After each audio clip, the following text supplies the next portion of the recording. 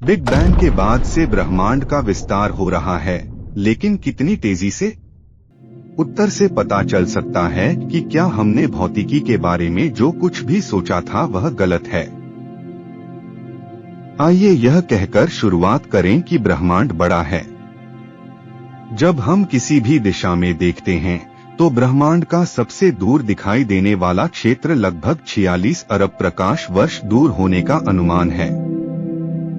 लेकिन यह वास्तव में हमारा सबसे अच्छा अनुमान है। कोई नहीं जानता कि ब्रह्मांड वास्तव में कितना बड़ा है।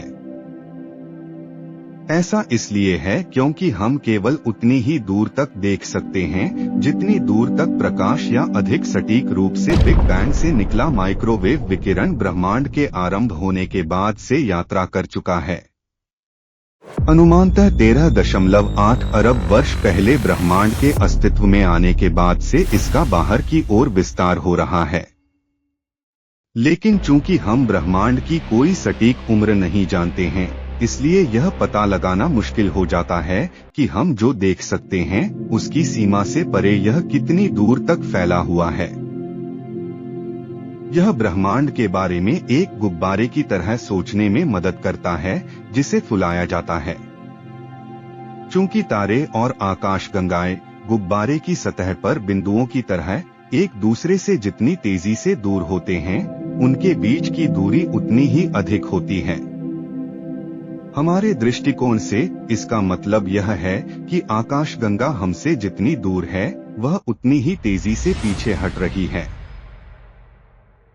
इसे मापने का एक तरीका हमें सीधे एक निश्चित मूल्य देता है, जबकि दूसरा माप जो ब्रह्मांड के बारे में अन्य मापदंडों की हमारी समझ पर निर्भर करता है, कुछ अलग कहता है। या तो माप गलत हैं, या हमारे ब्रह्मांड के काम करने के तरीके में कुछ त्रुटि है।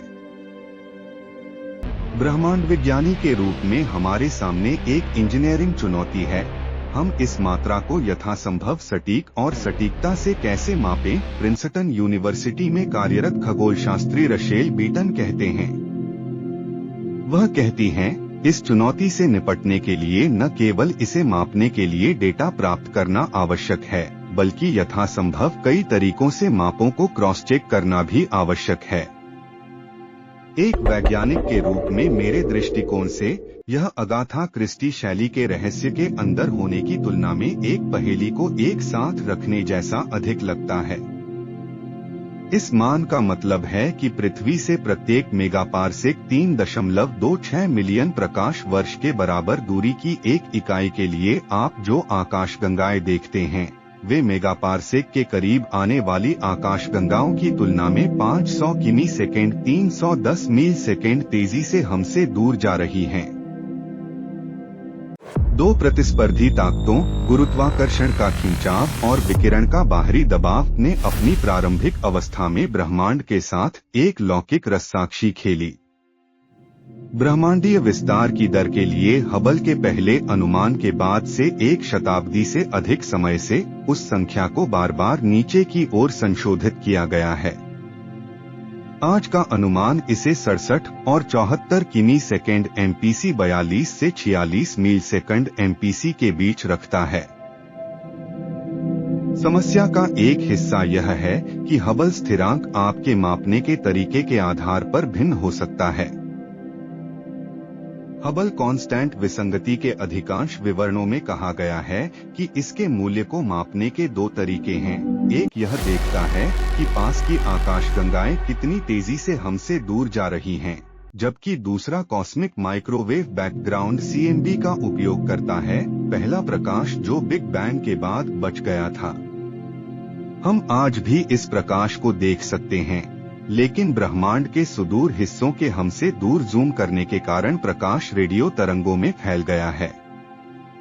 ये रेडियो सिग्नल, जो पहली बार 1960 के दशक में दुर्घटनावश खोजे गए थे, हमें ब्रह्मांड कैसा दिखता था, इसकी जल्द से जल्द जानकारी देते हैं। दो प्रतिस्पर्धी ताकतों, गुरुत्वाकर्षण का खिंचाव और विकिरण का बाहरी दबाव ने अपनी प्रारंभिक अवस्था में ब्रह्मांड के साथ एक लौकिक रस्साकशी खेली, जिसने गड़बड़ी पैदा की, जिसे अभी भी ब्रह्मांडीय माइक्रोवेव पृष्ठभूमि के भीतर तापमान में छोटे अंतर के रूप में देखा जा सकता है।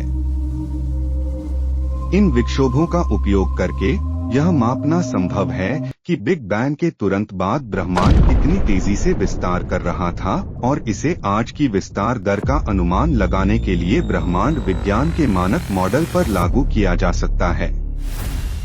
यह मानक मॉडल हमारे पास सबसे अच्छे स्पष्टीकरणों में से एक है कि ब्रह्मांड कैसे शुरू हुआ, यह किस चीज से बना है, और आज हम अपने आसपास क्या देखते हैं। और हाँ दोस्तों, जानकारी कैसा लगा कमेंट में जरूर बताएं। अगर वीडियो अच्छा लगा तो लाइक, कमेंट, शेयर और बेल आइकन दबाना ना भूलें।